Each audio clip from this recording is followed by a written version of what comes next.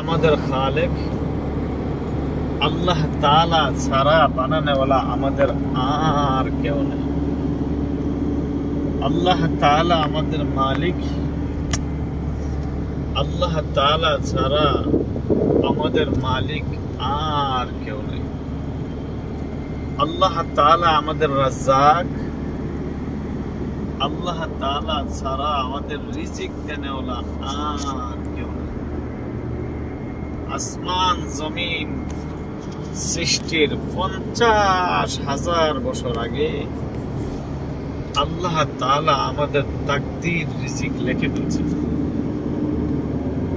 তাম দুনিয়ার মানুষ মিলে এক সরিষা পরিমাণ রিজিক বাড়াইতেও পারবে না, কমাইতেও পারবে না। আর এক সরিষা পরিমাণ রিজিক বাকি থাকতে মালাকুল মউত আসবে না। মালাকুল মউত যেমন ভাবে মানুষকে তালাশ করে, রিজিকও তেমন ভাবে মানুষকে তালাশ করে।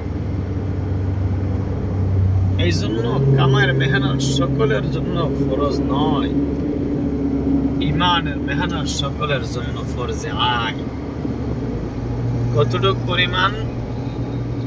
যতটুক পরিমাণ ইমান শিখলে 100% হারাম থেকে বাঁচা যায়, 100% ফরজ হুকুম পুরা করা যায়।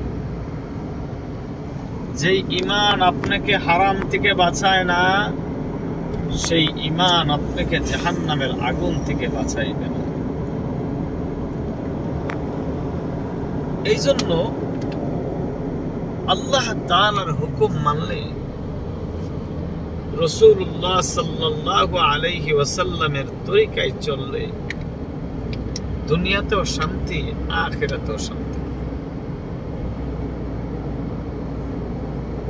এই কথার বিশ্বাস আমার দিলে, আপনার দিলে, তাম দুনিয়ার মানুষের দিলে বসানোর জন্য এক মেহনতের প্রয়োজন। আর এই মেহনত করার জন্য আল্লাহ তাআলা, এই মেহনতের জন্য আল্লাহ তাআলা আমাকে আর আপনাকে বানাইছেন আর পাঠাইছেন। এই মেহনত শিখার জন্যই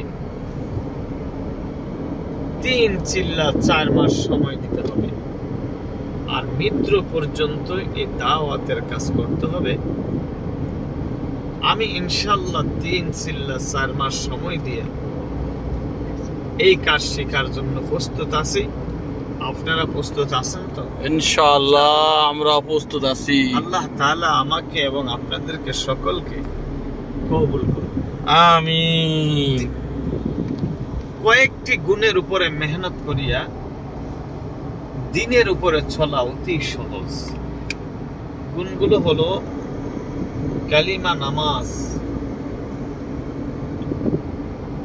ইলম ও জিকির, সহিহ নিয়ত, ইকরামুল মুসলিমিন, তাসহিহ নিয়ত, দাওয়াতুত তাবলীগ। কালিমা লা ইলাহা ইল্লাল্লাহ মুহাম্মাদুর রাসূলুল্লাহ। কালিমা আল্লাহ তাআলা ছাড়া আর কোনো মাবুদ নেই। কালিমার ফায়দা, যেই ব্যক্তি কালিমা ঈমান ও ইয়াকিনের সাথে পড়বে নিশ্চয় জান্নাতে সে যায়, জান্নাতে সে যায়। নামাজ আল্লাহ তাআলার হুকুম।